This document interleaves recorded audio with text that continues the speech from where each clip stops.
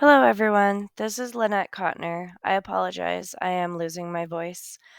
I am doing my second master's. Um, I graduated in 2020 after doing the year-long residency with Wilmington University. And so when I graduated with my elementary education bachelor's, I was dual certified with special education. So it was K to 6 elementary and K to 12 special education. I got the special education dual cert because I did not necessarily want to be a special education teacher, but I wanted to be able to support my students that have IEPs or 504s and just make sure that I'm able to write and understand IEPs and how best to support my students. And then my first master was a teacher of reading masters because I love reading and I want to be the best reading and writing teacher that I could be, and to teach phonics to children that need help with that or that are delayed or behind. And then to how to inspire a love of reading. And then the second master's that I'm doing is one main course with two certs added, so two certificates added to the program. So the two certificates are the trauma informed teaching, which I absolutely loved. And I've already completed that portion and received the certificate. And this is the second certificate, which is the educational technology certificate. And then the main course is the ESOL or the ELL, the English as a Second Language Learner. And the reason I'm doing this is because between my two classes, I have 15 ELL learners, and I just want to be able to support them to the best of my ability. But I don't necessarily want to be an ELL teacher. I really enjoy having two classes. I have a homeroom, which I have during the morning, and we switch in the middle of the day, and then my switch class is in the afternoon. Um, I teach fifth grade, and so I teach ELA, which is reading and writing, and then social studies. And I love social studies as well. It's history, it's my jam. Love historical fiction. So these are all things that make me very happy. I did it last year in another school district, and then this is my first year doing it in this school district. So I'm very new to Schoology, not very familiar with it, but my son is in high school and his school district uses it, and he taught me a lot of things. And I've been watching informational videos and trying to get better. So basically, I make sure that it's cute and engaging for students and that I provide links that are important for my students.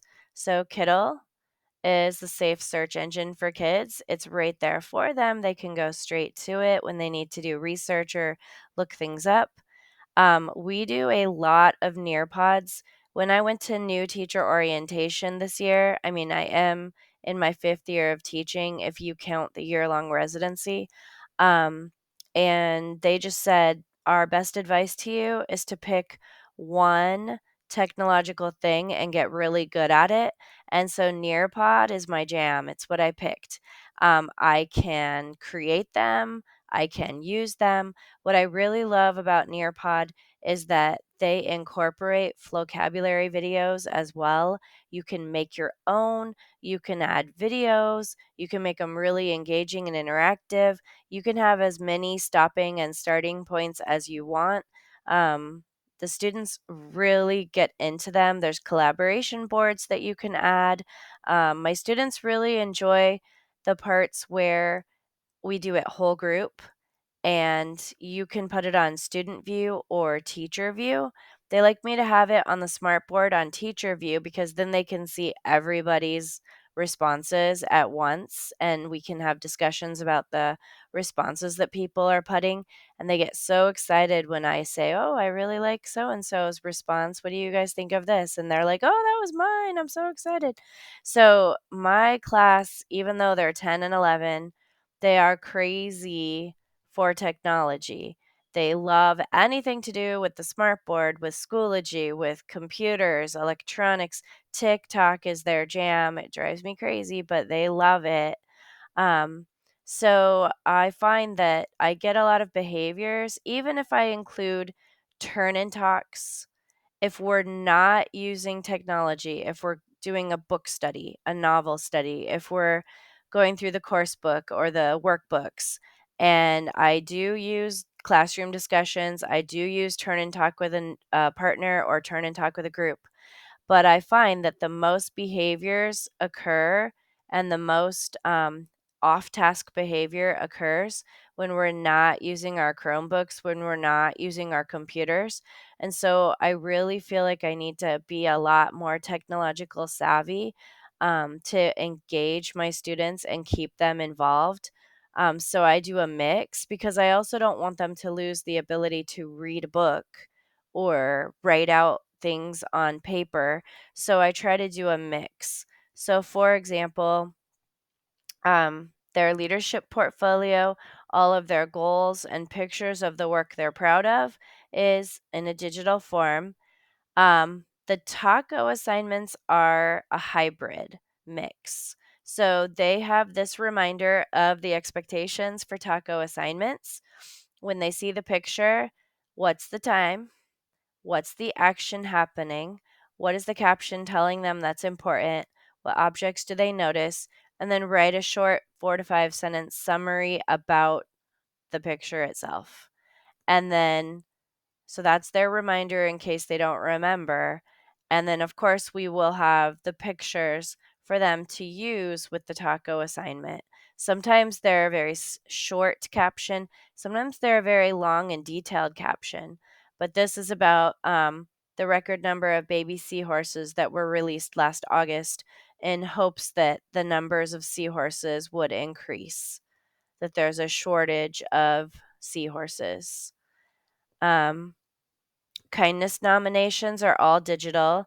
It's Google Slides where they can nominate somebody because they did an act of kindness. Taking care of our library books is a slideshow, a PowerPoint slideshow that I incorporated. And then Get Epic is directions on how to go to read books on Epic.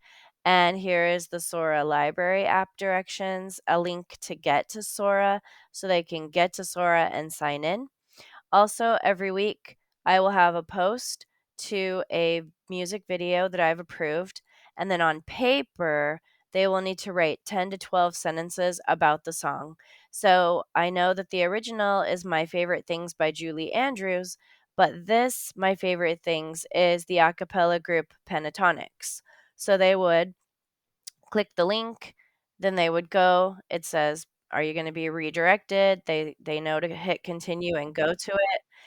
And definitely now it's showing us an ad. They know to hit skip.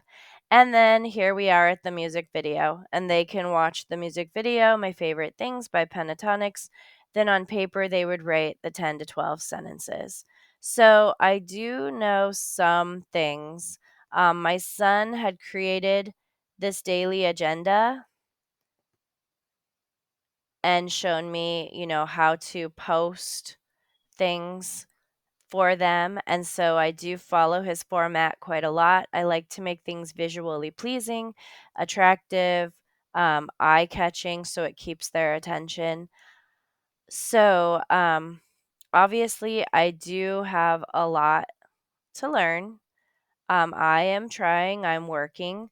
I have a weekly choice board for them to keep their attention, and with their free time of the week, they have their must-dos and they have their may-dos.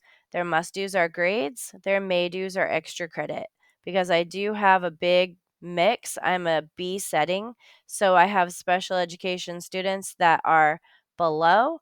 I have advanced special education students that need enrichment, and then I have ELL students. It is a large mix.